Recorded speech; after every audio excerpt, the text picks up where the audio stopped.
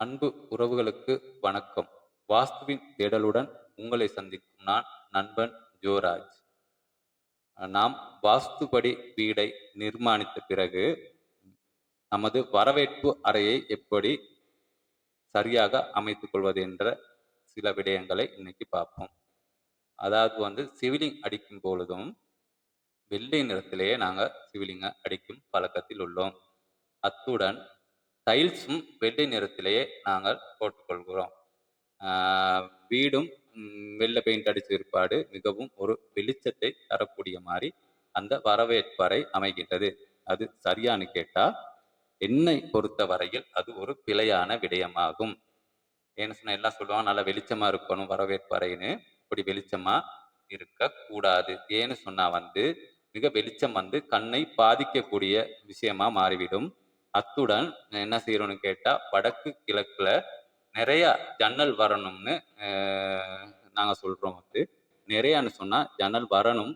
அதுவும் அளவான ஜன்னலாக இருக்க வேண்டும். அப்படியே ஜன்னல் வரணும்னு சொல்லி வடக்குலையும் கிழக்குலையும் இங்க இருந்து அந்த தொங்கல் வரையும் பெரிய ஒரு ஜன்னலை போட்டான் என்ன நடக்கும் சூரிய வெளிச்சம் நேரடியாகவே வீட்டுக்குள்ள பூந்துரும் பூந்தான் என்ன நடக்கும் அந்த வீட்டுல உங்களுக்கு காலையில கொஞ்சம் நேரம் உட்கார்ந்து இருக்க எல்லாத்தையும் திறந்து வச்சா இருக்க முடியாது. நாங்க என்ன செய்யணும் தலைவலின்னு சொன்னா 2 பேராசிட்டமால் தான் எடுக்கணும் 4 பேராசிட்டமால் எடுத்தோம்னு சொன்னா அது நமக்கு உடம்புக்கு ஆகாது. அதுபோல நமது இது போன்ற சிறிய சிறிய விடயங்களை நாம் மாற்றிக்கொண்டோம் என்றால் அந்த வீடும் அழகாக அமையும்.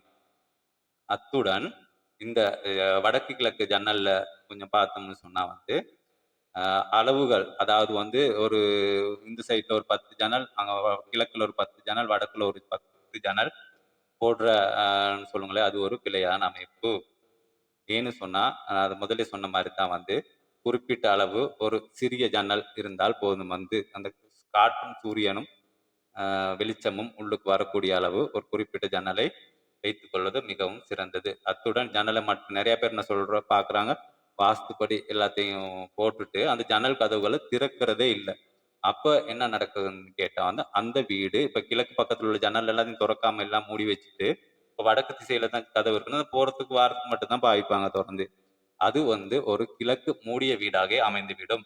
அதே போல வடக்கு திசையில் உள்ள எல்லாத்தையும் மூடிட்டு கிழக்கு திசையில போறதுக்கு வாரத்துக்கு வச்சிருந்தீங்கன்னு சொன்னா அதுவும் வடக்கு திசை மூடப்பட்ட வீடாகவே கருதப்படும்.